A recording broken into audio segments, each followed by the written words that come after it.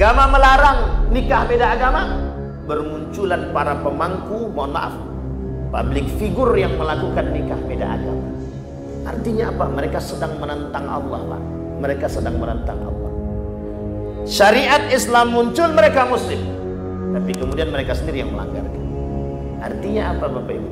Akhir zaman kata Nabi, bermunculan manusia-manusia munafik.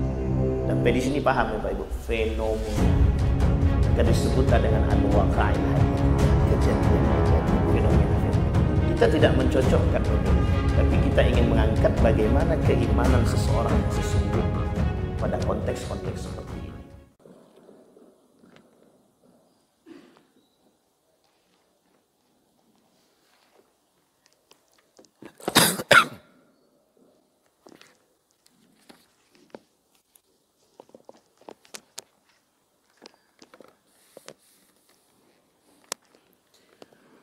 A'udzu billahi minasy syaithanir rajim. Bismillahirrahmanirrahim. Assalamualaikum warahmatullahi wabarakatuh. Alhamdulillahi rabbil alamin. Alhamdulillahilladzi arsala rasulahu bil huda wa dinil haqq liyudhhirahu 'alad dini kullih wa kafa billahi shahida. Asyhadu an la ilaha illallah wahdahu la syarika lah. Wa ashhadu anna Muhammadan abduhu wa rasuluhu la nabiyya ba'd.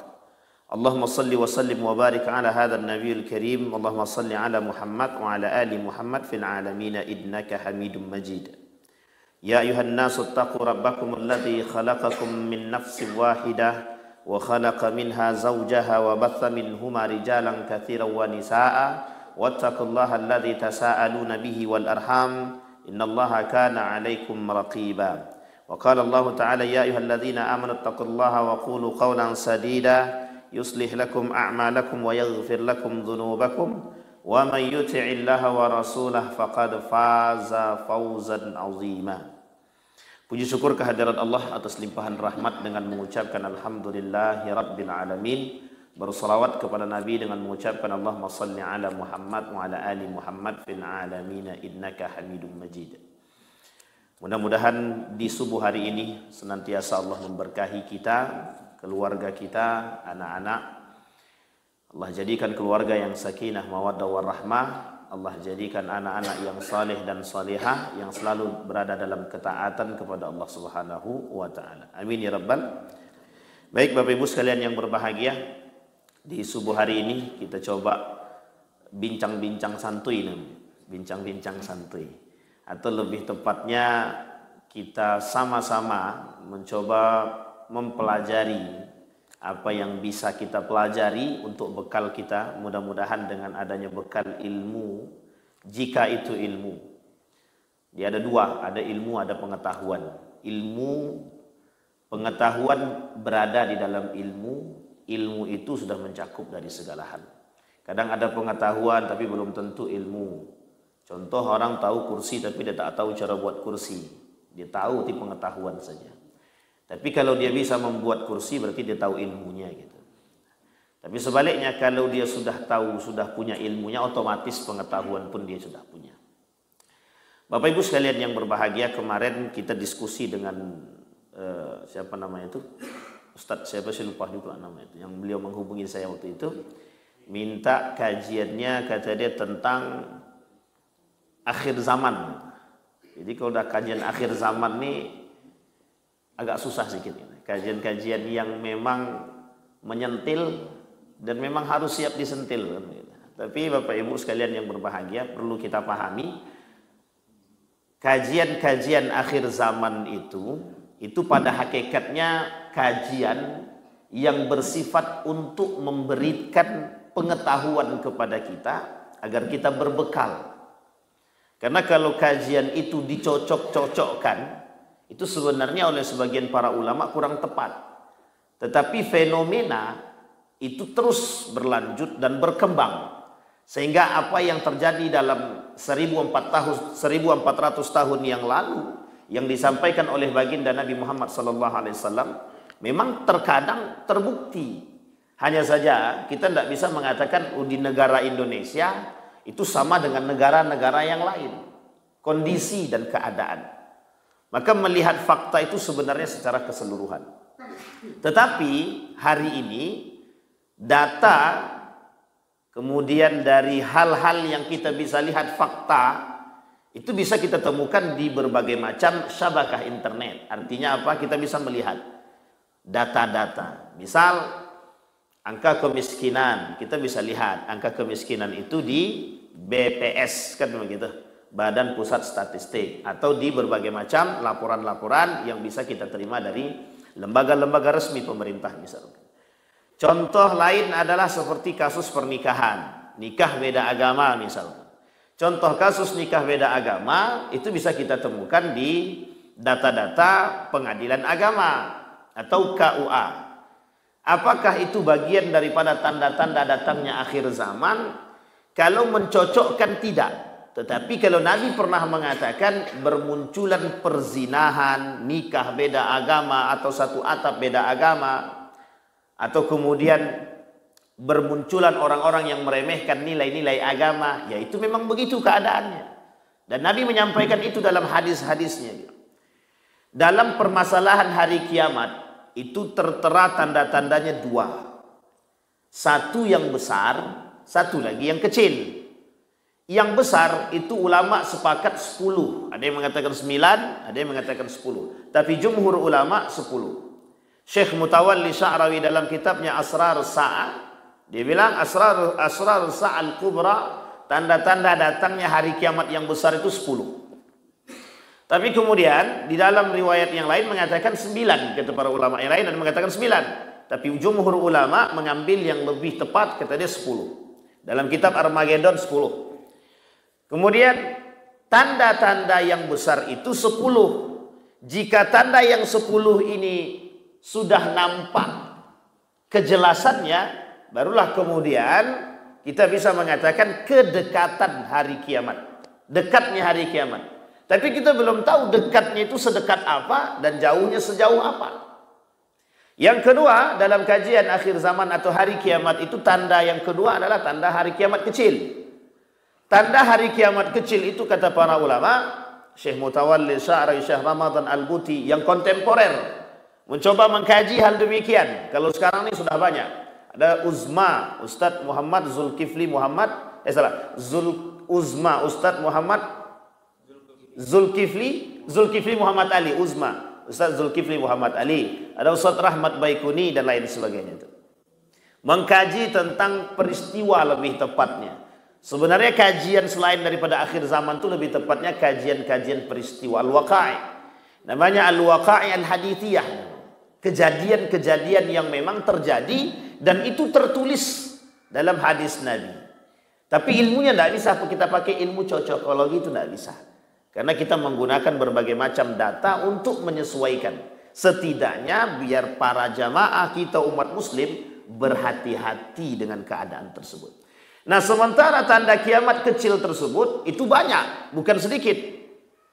Dalam kitab yang lain itu sekitar 200 lebih tanda-tandanya, hadisnya. Imam Nawawi, Hashim Asy'ari, Syekh Hashim Al-Asy'ari, pendiri Nahdlatul Ulama, dalam kitab Risalah Ahlus Sunnah wal Jamaah, dia tulis 30 tanda-tanda fitnah akhir zaman atau tanda kiamat kecil. Syekh Mutawalli Sya'rawi 200. Dalam kitabnya Al-Bud disebutkan sekitar 260. Pertanyaannya adalah, apakah semua hadis-hadis tentang fitnah-fitnah akhir zaman atau yang disebut dengan tanda datangnya kiamat kecil itu hadisnya semuanya sahih? Tidak. Apakah semuanya lemah? Tidak. Karena hadis dia itu berputar pada dua saja. Kalau tidak sahih, hasan. Tapi ada yang kemudian mendhaifkan. Sebagian ulama ada yang mendhaifkan. Adakah derajat hadis itu sampai pada palsu? Ya tergantung hadis-hadis tertentu. Ada yang menuliskan tapi dalam kitab yang tidak terlalu terkenal, ghaira masyhur, itu ada hadis yang dibuat-buat saja. Tetapi itu tidak banyak dikritik oleh tidak banyak diangkat oleh para ulama karena memang hadisnya hadis palsu. Oleh para ulama hadis tidak pernah diangkat. Hanya saja Sunan Abi Daud menuliskan itu. Sunan Abi Daud menuliskan hadis-hadis tentang al-ahadisul fitan, hadis-hadis fitnah akhir zaman. Itu ada dalam Sunan Abi Daud. Nah, di dalam kitab Sunan Abi Daud itu rata-rata hadisnya sahih, hasan, dhaif. Tapi tidak sampai pada derajat dhaif jiddan, itu tidak sampai. Baik Bapak Ibu sekalian yang berbahagia. Nah, subuh hari ini kita coba ingin angkat. Tapi sebelum sampai ke sana Bapak Ibu, kita ingin coba berbicara tentang faktor yang membatalkan syahadat atau iman. Ada faktor yang bisa membatalkan syahadat atau iman. Antara lain Bapak Ibu, faktor yang bisa membuat iman kita ini runtuh atau syahadat kita batal, itu ada pada faktor yang pertama, kata Syekh Said Hawa itu, yang pertama itu adalah kesyirikan. Atau lebih tepatnya selain daripada syirik, yang kedua itu sama, dia jadikan Tuhan itu kawan. Atau taj'alu lillahi niddan, menjadikan Allah itu punya kawan, sekutu dan lain sebagainya. Salah satu perbuatan yang bisa meruntuhkan iman atau membatalkan syahadat adalah ketika manusia bertawakal selain daripada Allah. Manusia bertawakal selain daripada Allah. Faktor daripada ketawakalan manusia terhadap selain daripada Allah itu berdampak negatif pada diri manusia. Apa dampak negatifnya? Dampak negatifnya adalah bermunculannya aliran-aliran sesat. Jadi dampak iman itu berat. Orang tak beriman itu bisa memunculkan aliran-aliran sesat. Pasca runtuhnya Turki Utsmani, tapi sebelum itu, perperangan antara Ali bin Abi Thalib antara Aisyah dalam perang Jamal, perperangan Ali bin Abi Thalib dengan Muawiyah dalam perang Siffin. Dua perang ini itu menyebabkan munculnya 3 aliran sesat sekaligus. Jadi perang Ali dengan Muawiyah, perang Siffin. Perang Ali dengan Aisyah, perang Jamal. Meskipun dalam riwayat yang lain mengatakan, kata Tarikh At-Tabari itu mengatakan Aisyah tidak berperang. Cuman ada dalam barisan itu dia tidak berperang. Aisyah berada dalam barisan yang tidak sepakat dengan Ali, tapi Aisyah tidak berperang. Oleh Ibnu Hisham juga mengatakan tidak berperang. Singkat cerita, dalam 2 perperangan itu muncul 3 aliran sesat sekaligus. Aliran sesat yang pertama yang disebut dengan Murji'ah. Murji'ah ini punya 2 teologi yang berbahaya. Ini yang ingin saya coba angkat Bapak Ibu pagi hari ini. Murji'ah itu aliran sesat, berasal dari kata irja, kembali. Kembali di sini itu bisa diterjemahkan kembali dalam kesesatan atau kembali dalam kebenaran. Murji'ah ini pada masa perpecahan atau perperangan atau munculnya 2 kelompok sesat sebelumnya yang disebut dengan Khawarij dan Syiah. Sampai di sini paham ya Bapak Ibu ya. Jadi Bapak Ibu 3 ini itu sampai hari ini ada. 3 ini sampai hari ini ada. Yang pertama Murji'ah, yang kedua Khawarij, yang ketiga Syiah. Murji'ah ini itu punya 2 teologi, sebenarnya banyak, tapi 2 saja kita coba angkat subuh ini. Teologi yang pertama kata dalam kitab itu, Murji'ah itu, Abu Zahra mengatakan begini. Murji'ah itu teologinya adalah pelaku dosa besar itu tidak kafir dan tidak dikategorikan kufur. Tapi pelaku dosa besar itu adalah dikembalikan kepada tingkat keimanan dia atau hati dia.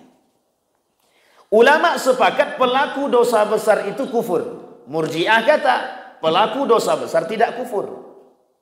Yang kedua, teologi yang kedua, itu semua perbuatan-perbuatan amal manusia, aktivitas manusia, itu dikembalikan kepada hati.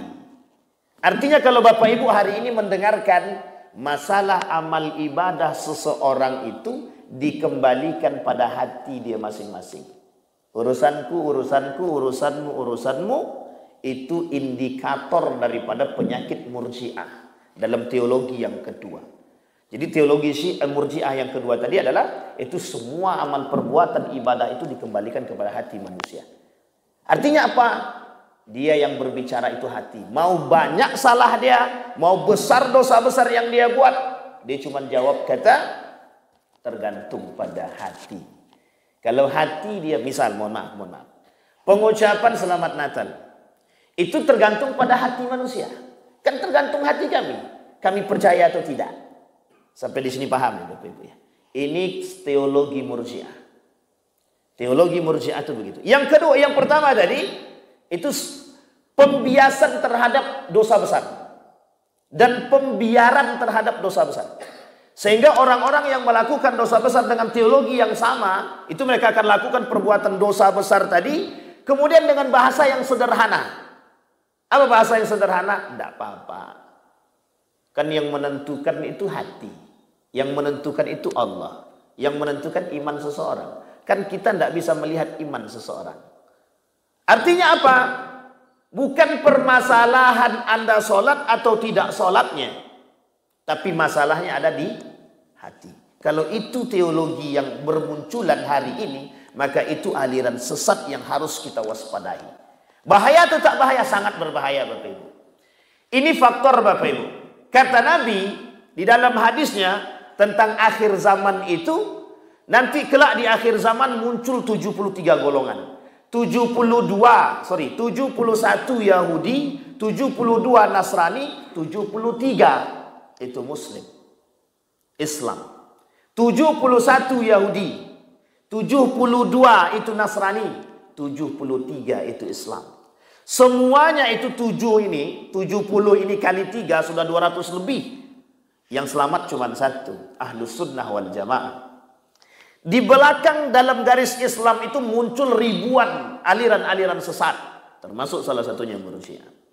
Dan ini salah satu yang disebutkan oleh Nabi dalam hadisnya tentang tanda datangnya akhir zaman. Bermunculannya orang-orang yang beralirkan sesat. Yang dulu terjadi pada masa Nabi 7 sekaligus. Nabi masih hidup, Nabi palsu. Yang terkenal 3. Yang dikenal oleh khalayak ramai 1. Musailam al-Kadzdzab. Itu tahu kita Bapak Ibu ya. Nabi palsu. Sekarang tidak ada Nabi palsu lagi muncul. Tuhan palsu pun banyak muncul sekarang itu. Bukan hanya sekedar Nabi palsu, ya Tuhan pun muncul. Yang ngaku Tuhan pun sudah banyak bermunculan. Hanya saja yang tidak bermunculan hari ini mengaku setan. Tidak banyak yang ngaku. Kenapa tidak banyak yang ngaku jadi setan? Tidak banyak yang ngaku iblis. Tapi yang ngaku malaikat ada. Yang mengaku mendapat wahyu ada. Yang mengaku nabi ada. Yang mengaku Tuhan ada. Tapi mengapa tidak ada yang mengaku iblis? Tidak ada yang mengaku setan? Alasannya sederhana Bapak Ibu. Karena mereka sudah jadi setan. Jadi nggak perlu ngaku. Loh, ini kondisi kita real Bapak Ibu. Nabi masih hidup, Nabi palsu muncul. Abu Bakar As-Siddiq pasca meninggal baginda Nabi Muhammad SAW memerangi hal demikian.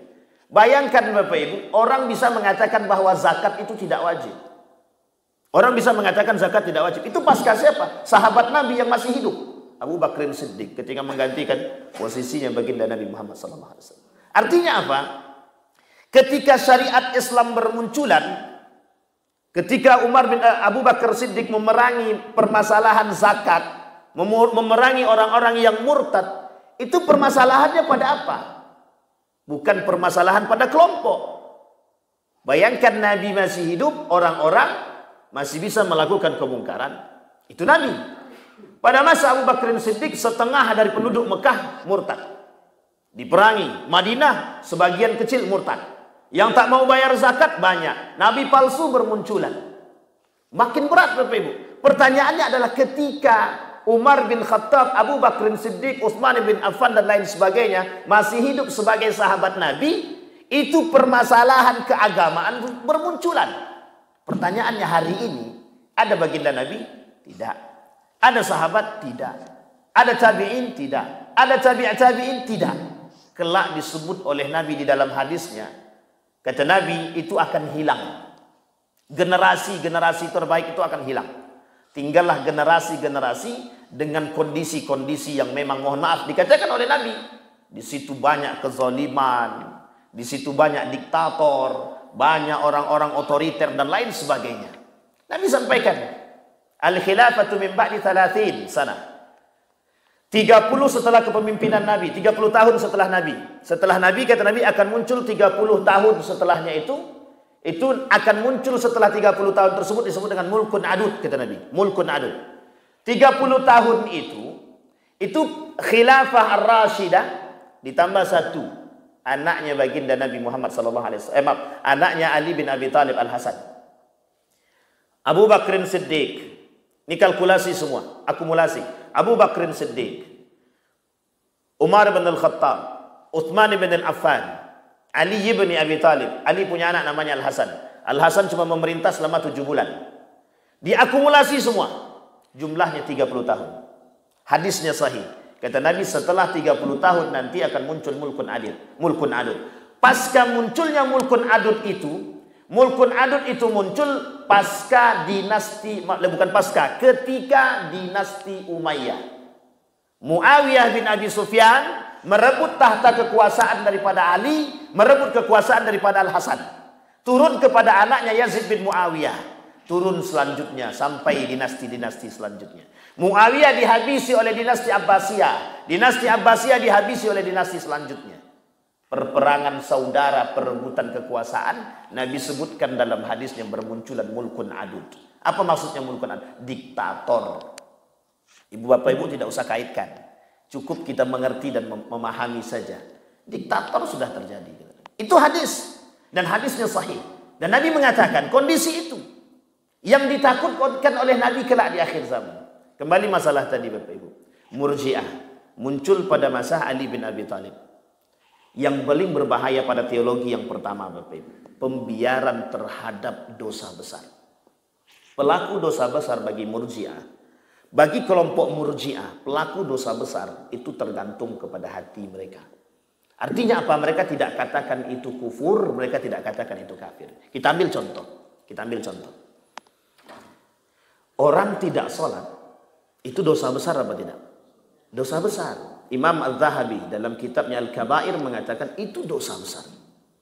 Bahkan orang yang tidak sholat itu nerakanya apa? Sakar. Dimasukkan ke dalam neraka sakar. Masalakakum fis sakar. Apa yang menjadikan kalian masuk dalam neraka sakar? Kami tak sholat. Pertanyaannya adalah, sholat dosa besar, meninggalkan sholat pelaku dosa besar. Harusnya mereka terjerumus dalam kekufuran. Tapi kata Murji'ah, tidak. Hari ini Bapak Ibu, kelompok Murji'ah, kalau bahasa lainnya adalah Neo Murji'ah, atau lebih tepatnya Bapak Ibu, Murji'ah yang permisif. Hari ini bermunculan orang-orang Murji'ah. Kita ambil contoh. Orang Muslim itu terikat dengan syariat yang tidak bisa kita tinggalkan Bapak Ibu. Itu terbebani oleh kita Bapak, kepada kita. Namanya mukallaf. Manusia yang berakal itu mukallafun.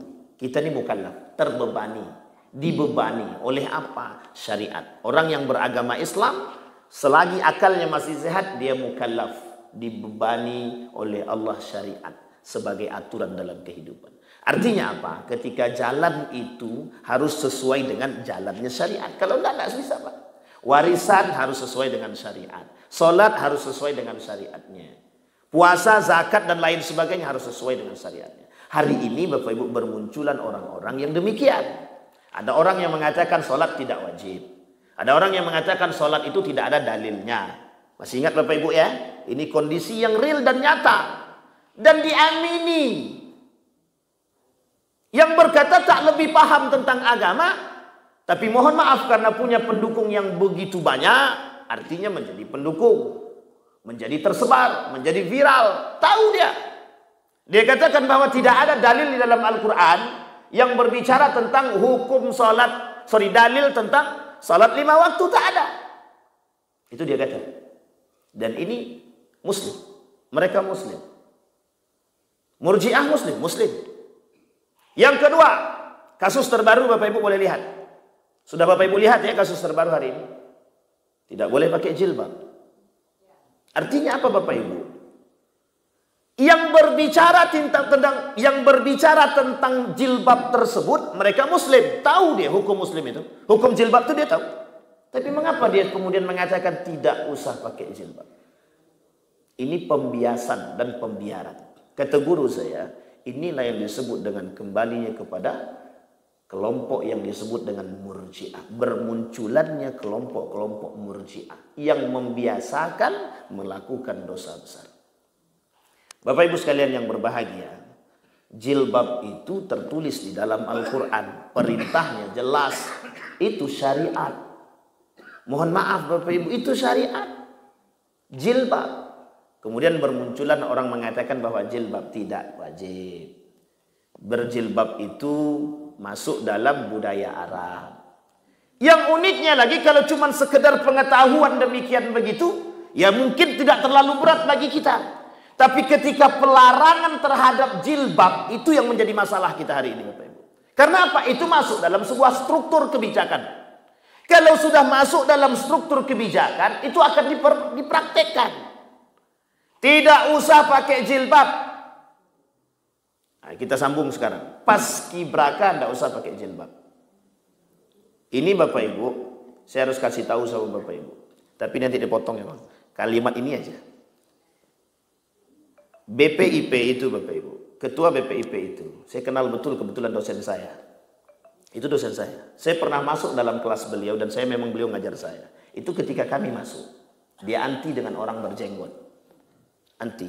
Tapi ini dipotong ya, ingat itu. Nanti kalau sampai ke dia bahaya nanti itu. Bapak Ibu, itu Bapak Ibu. Apa kata dia ketika saya masuk dalam kelas itu? Kebetulan saya masuk terlambat Bapak Ibu.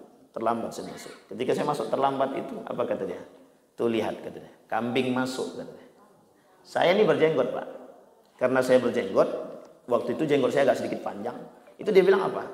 Kambing masuk katanya. Saya bilang waduh, sabar. Tapi karena dia sambil tersenyum, sambil tertawa, coba bayangkan. Yang harus kita perhatikan begini Bapak Ibu. Begitu mudahnya meremehkan sunnah baginda Nabi Muhammad SAW. Wujud permainan. Bapak Ibu tidak akan melihat itu di sini. Tapi kami merasakan itu Bapak Ibu. Saya bertemu betul dengan orang-orang seperti ini Bapak Ibu. Betapa bahayanya pola pikir mereka. Dan itu pengikutnya banyak. Dan bergelar profesor. Dan beliau menjadi satu-satunya profesor di Indonesia, di universitas yang di luar, yang bergengsi Bapak Ibu di Eropa.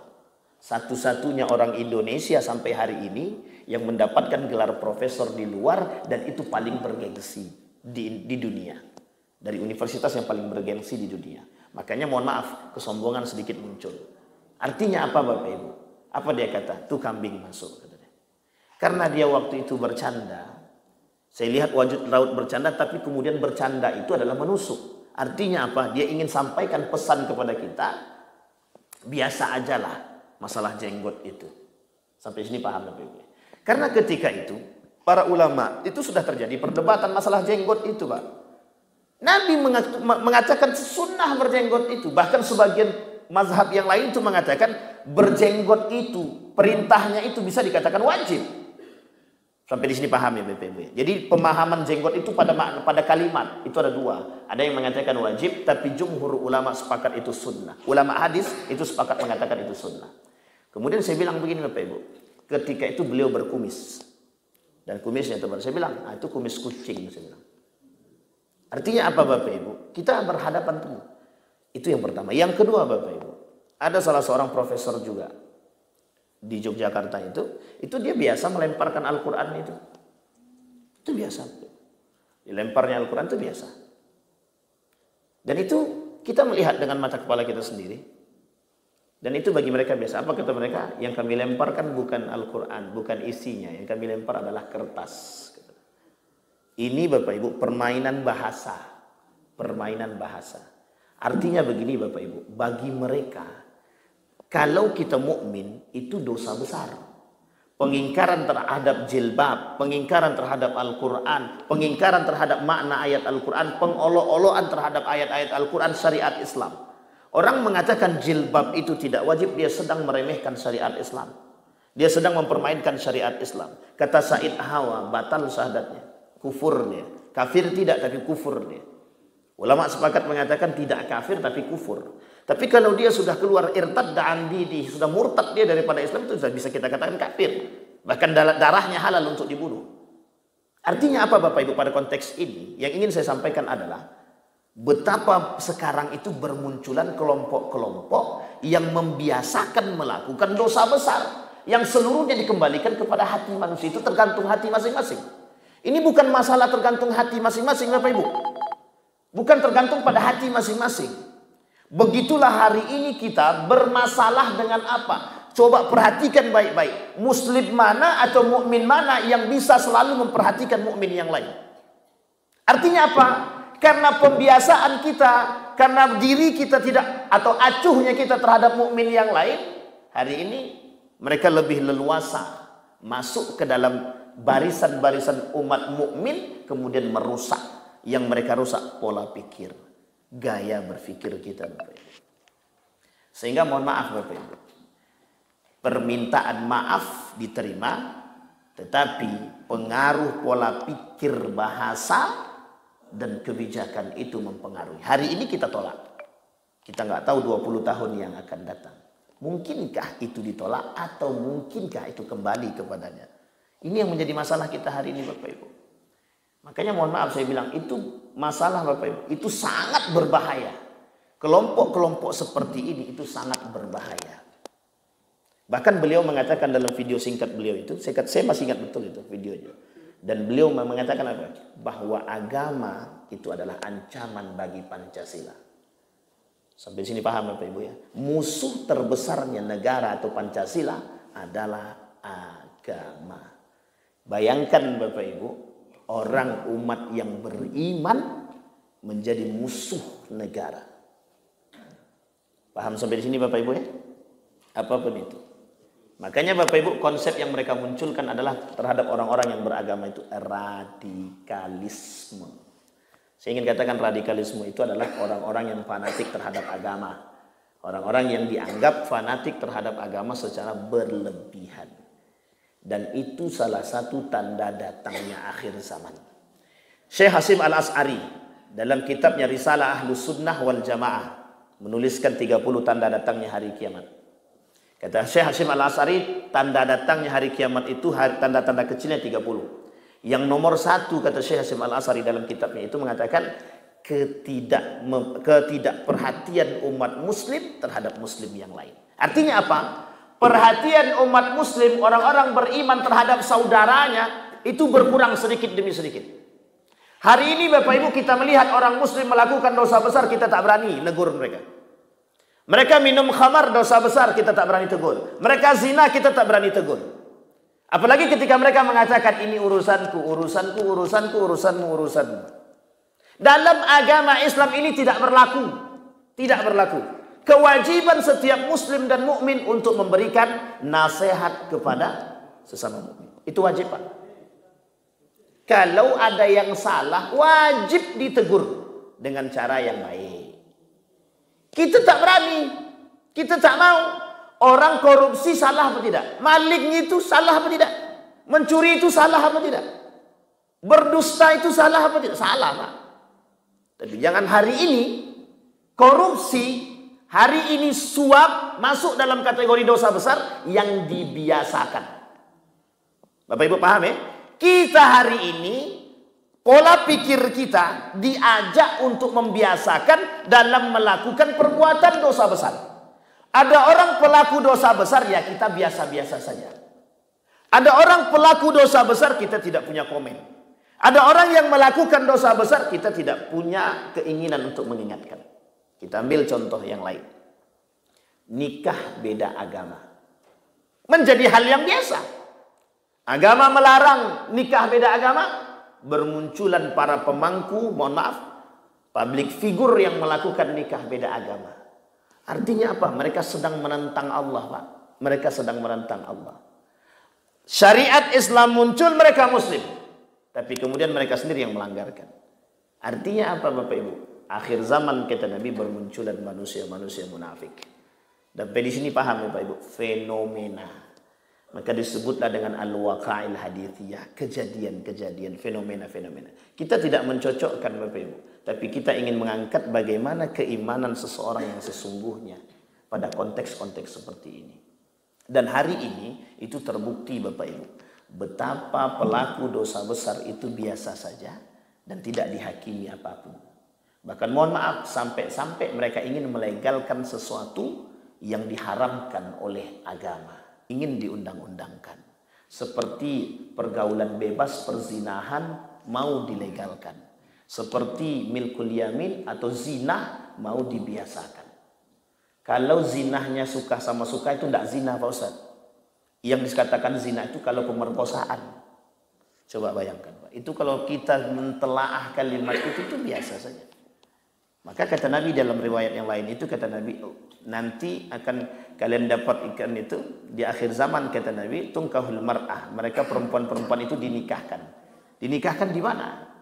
Jadi maksudnya adalah, maksud hadis tersebut, perzinahan itu akan kalian temukan kelak di akhir zaman itu di mana-mana.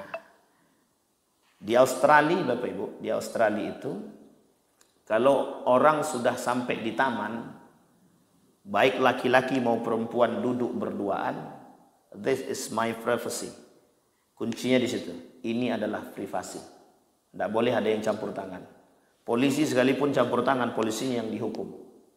Artinya apa maksudnya? Di dalam taman tersebut mereka mau zina, zina dalam konteks yang tidak berhubungan badan. Tapi di luar daripada mau ciuman, kayak mau pelukan, kayak mau ngapain, kayak itu terserah. Itu privasi, Bapak Ibu, yang tidak boleh diganggu-gugat. Gaya berpikir bebas yang merusak pada akhirnya. Sampai di sini paham ya Bapak Ibu? Baik.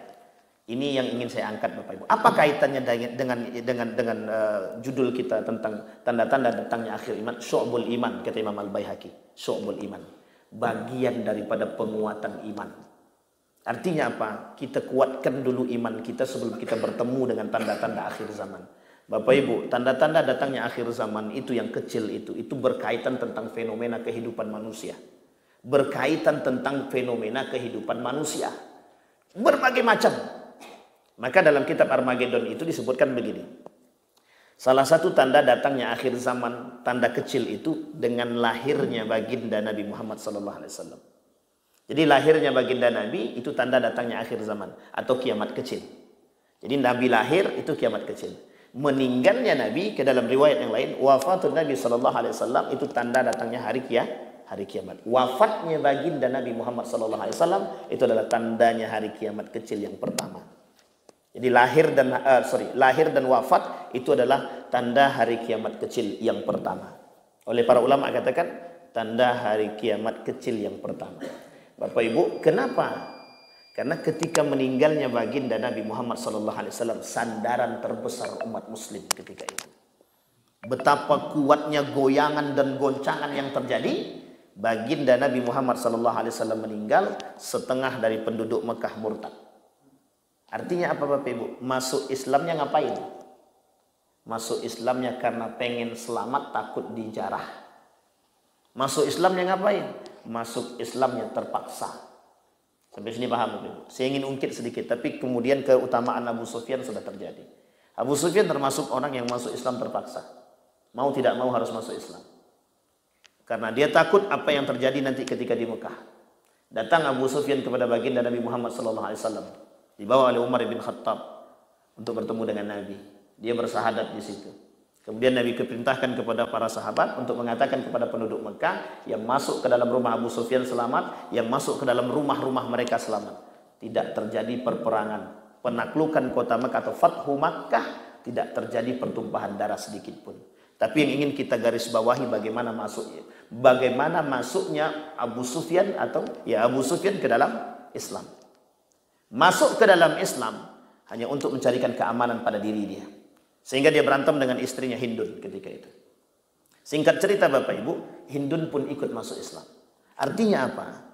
Banyak orang-orang Mekah ketika itu pengen selamat masuk ke dalam Islam. Tapi kemudian, tergantung kemudian pada aspek apa? Tergantung pada aspek keimanan dan hidayah yang ketika itu terjadi. Banyak dari mereka yang masuk Islam tadi, yang memang hidayah bertahan. Sehingga mohon maaf ketika wafat baginda Nabi, banyak juga yang tidak keluar, setengah. Tapi setengahnya lagi murtad. Kenapa mereka murtad? Kenapa mereka keluar daripada Islam? Karena satu Bapak Ibu. Karena mereka merasa keberadaan Nabi itu waktu itu merusak, cari selamat mereka harus masuk Islam. Ketika baginda Nabi meninggal, posisi di Madinah dan jauh Bapak Ibu, mereka keluar daripada Islam. Itu yang diperangi oleh Abu Bakar Siddiq. Di Madinah begitu. Meskipun tidak banyak yang keluar daripada Islam, tapi di perbatasan Madinah Mekah banyak yang tidak mau bayar zakat. Kenapa alasan Abu Bakar memerangi mereka? Karena Abu Bakar takut kelak syariat zakat itu hilang. Hari ini Bapak Ibu, syariat zakat tidak hilang. Yang tidak mau bayar zakat banyak. Ancamannya apa? Ancamannya neraka. Mereka tak takut. Kenapa tak takut? Karena tak nampak api itu, Pak. Api itu tak nampak. Kalau api itu nampak baru takut deh. Mereka tak merasa. Bagi mereka tidak ada keberkahan itu, ada atau tidak ada keberkahan dalam harta mereka, mereka tidak tahu. Karena tidak punya iman, mindset sudah berubah, dunia yang terbesit dalam otak biasa saja. Hari ini kita dituntut begitu. Apa tuntutannya? Kita dituntut mencari hidup mulia dengan ekonomi, dengan harta dan lain sebagainya. Tapi kita tak pernah berpikir konsep hidup kita dengan iman itu tak pernah. Yang kita diajak hari ini, dituntun hari ini adalah bagaimana mencari harta. Bahkan dulu anak-anak kita diajarkan, kau belajar yang baik, biar nanti bisa mudah cari kerja. Tak pernah kita diajarkan, belajar baik-baik, sholat baik-baik, biar kelak kau selamat dunia akhirat. Yang diajarkan apa? Belajarlah, mau masuk apa nanti? Mau masuk pesantren, nah paling jadi imam. Mau belajar Quran, pesantren, paling jadi tukang baca Yasin. Astagfirullah wa atubu ilaik. Bayangkan, konsep itu sudah tertanam jauh, Pak, dulu. Kami masih kecil, itu konsepnya. Kami masih kecil, itu yang ditanam dalam pola pikir kita. Sehingga yang tertanam dalam benak anak-anak itu, generasi-generasi itu adalah bagaimana mereka mencari pekerjaan yang layak. Bekerja di tempat yang mohon maaf, bisa mencari pekerjaan. Akhirnya apa orientasinya? Keluar dari belajar, orientasinya dunia. Bukan orientasi yang lain. Itulah yang dibuat oleh manusia-manusia orientalis, Yahudi, Israel itu begitu. Cuci otaknya begitu. Kenapa? Karena harus makna ekonomi itu adalah carilah keuntungan yang sebesar-besarnya. Mau halal kayak mau haram kayak tidak urus. Konsep ekonomi, arti daripada ekonomi itu oleh pengetahuan, oleh ilmuwan barat diartikan carilah keuntungan sebesar mungkin.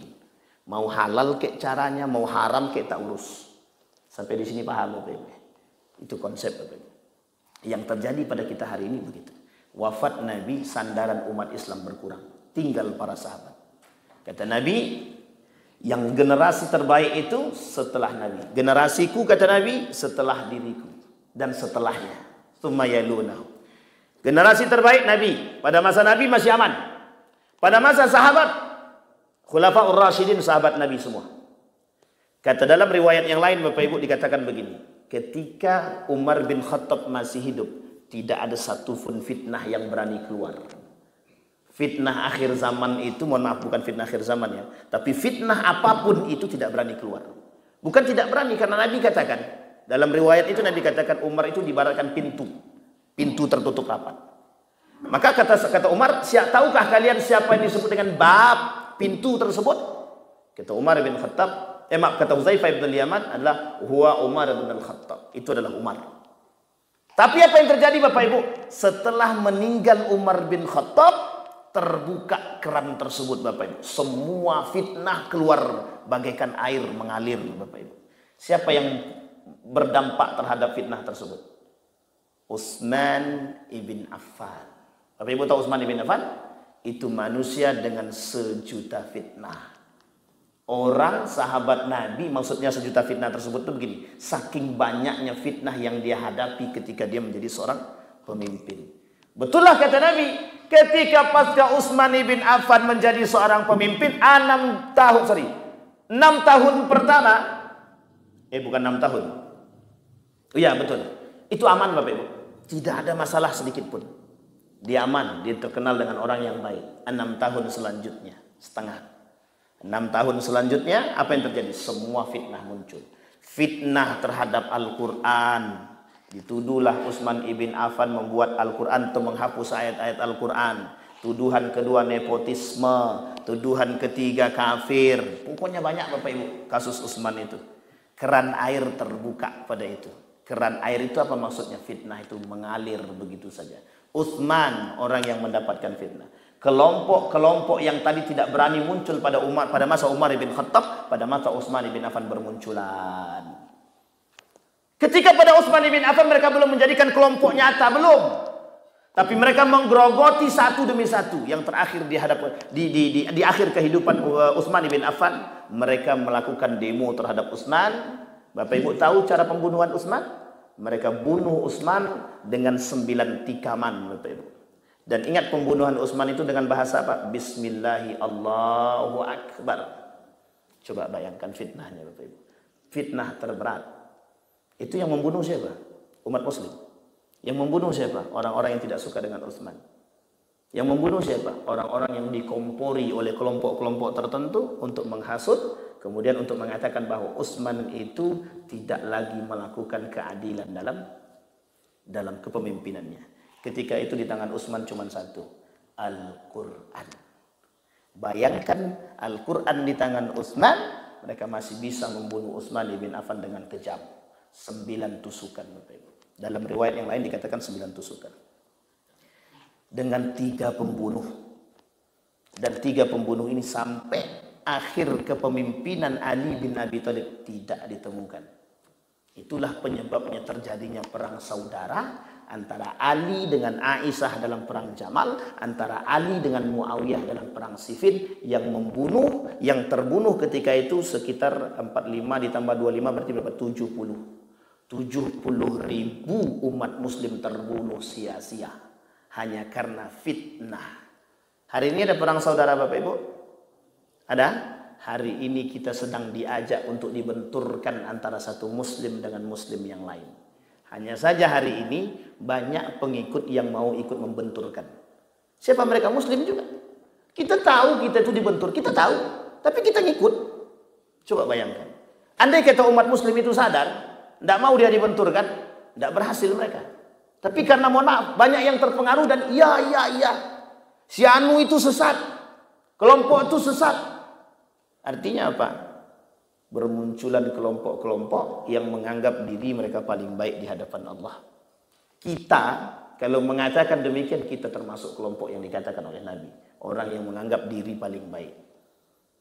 Tidak ada lagi saling mencela satu dan yang lain. Itu terjadi, Pak.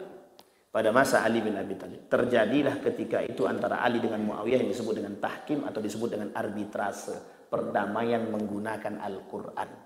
Yang hari ini orang-orang lakukan dengan sumpah Al-Quran. Tahu Bapak Ibu sumpah Al-Quran ya? Sumpah di atas. Tapi Al-Qurannya aja yang di atas. Karena Al-Quran itu bukan isinya, tapi kertasnya. Maka berkhianat saja mereka. Sumpahnya dengan Al-Quran, tapi khianat jalan juga. Sampai di sini paham Bapak Ibu ya? Artinya apa? Adakah dampak sumpah Al-Quran itu pada diri mereka? Karena mereka tidak punya ketakutan. Mereka tidak punya ketakutan. Kenapa mereka tidak takut? Karena mereka menganggap Al-Quran itu bukan isi. Mereka anggap Al-Quran itu hanya kertas. Mereka anggap Al-Quran itu sama seperti buku lainnya. Tidak ada nampaknya bagi kehidupan mereka. Mohon maaf, artinya apa? Pengkhianatan terhadap kehidupan dan keimanan itu sudah biasa. Sampai di sini paham Bapak Ibu? Baik, nomor 1 hadisnya adalah yang pertama tadi, wafatnya baginda Nabi Muhammad SAW. Hadis yang pertama tentang datangnya hari kiamat atau tanda datangnya hari kiamat kecil. Itu yang pertama Bapak Ibu. Kita ambil 2 hadis saja, habis itu kita tutup. Kemudian yang kedua Bapak Ibu, terbunuhnya Umar bin Khattab. Muqattal Umar ida'un bi intisharil fitan fil ummah. Dibunuhnya Umar bin Khattab atau terbunuhnya Umar bin Khattab atau matinya Umar bin Khattab atau meninggalnya Umar bin Khattab, terbukanya pintu fitnah. Disinilah fitnah. Pada masa Umar bin Khattab orang tak berani memberontak, tak berani. Karena Umar punya sikap ketegas. Ketegasan Umar bin Khattab itu sulit. Bahkan mohon maaf, Umar bin Khattab itu nantang. Yang ditantang sama dia siapa? Bukan lagi siapa-siapa, iblis. Jadi kalau kau macam-macam sama umatku, aku turun gitu. Jadi orang takut, setan itu takut dengan Umar itu. Ada cerita lucu itu ketika Umar bin Khattab itu datang ke rumah Nabi, istri-istri Nabi sedang berbicara dengan Nabi tapi dengan suara yang agak keras. Lebih keras daripada Nabi istri-istrinya. Umar masuk ke dalam rumah, ketok pintu masuk. Ketika masuk ke dalam rumah tadi, semua orang diam. Nabi tersenyum. Umar bingung kok tersenyum. Nabi tanya kepada Umar tanya kepada Nabi, kenapa tersenyum? Semua diam. Kemudian Nabi tak menjawab.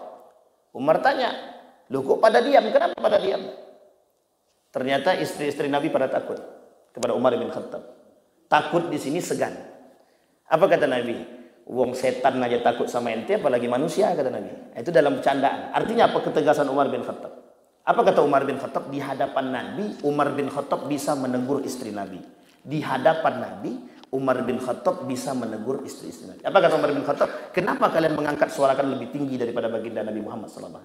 Artinya ketegasan baginda, ketegasan Umar bin Khattab. Umar bin Khattab itu sebelum dia masuk Islam Bapak Ibu, kerjaannya cuma naik ke Jabal Qubais. Tahu Jabal Qubais Bapak Ibu? Jabal Qubais itu ini Masjidil Haram. Di atas Masjidil Haram itu ada yang sekarang menjadi tempat penginapannya tamu-tamunya raja. Itu namanya di Jabal Qubais namanya. Jabal Qubais itu. Dari atas itu kata Umar bin Khattab, "Woi bangsa Quraisy, yang paling kuat naik ke atas." Kata. "Ayo kita gelut." Itu gaya bahasa Umar bin Khattab. Artinya preman tingkat tinggi lah ketika itu. Apa kata Umar bin Khattab? Bangsa Quraisy yang paling kuat naik ke atas, yuk kita gelut. Saking kuatnya. Cuma di dalam bangsa Quraisy itu Umar bin Khattab itu sampah. Oleh mereka dianggap sampah, Bapak. Serius. Kenapa? Karena Umar bin Khattab ini bukan dari keluarga yang, mohon maaf, bukan dari golongan atau kabilah yang terkenal, yang baik. Sehingga keberanian Umar bin Khattab membuat dia cukup disegani dan diajak. Di Saqifah Bani Sa'idah itu, di tempat perkumpulannya orang-orang kafir Quraisy itu, Umar bin Khattab tidak diajak duduk. Ketika Umar datang, apa kata Abu Jahal? Apa yang duduk di sini?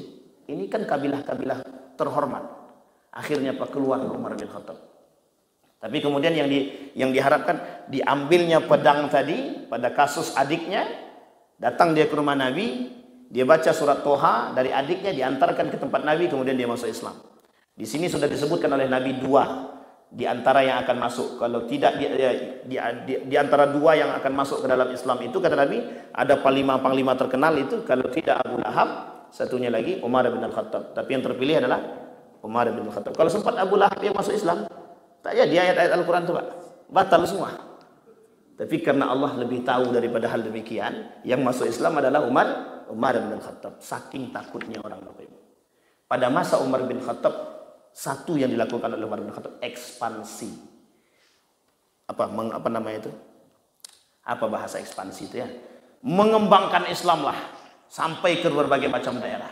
Kekuatan itu terjaga. Konstantinopel. Termasuk salah satunya Palestina. Ketika itu termasuk salah satunya Palestina. Israel itu salah satu tempat yang ditaklukkan oleh Umar bin Khattab pada masanya. Satu-satunya yang terjadi ketika itu. Singkat cerita Bapak Ibu, sudah selesai. Singkat cerita Bapak Ibu, Umar bin Khattab itu ditakuti oleh berbagai macam pihak, berbagai macam kalangan. Takut orang karena ketegasan dia.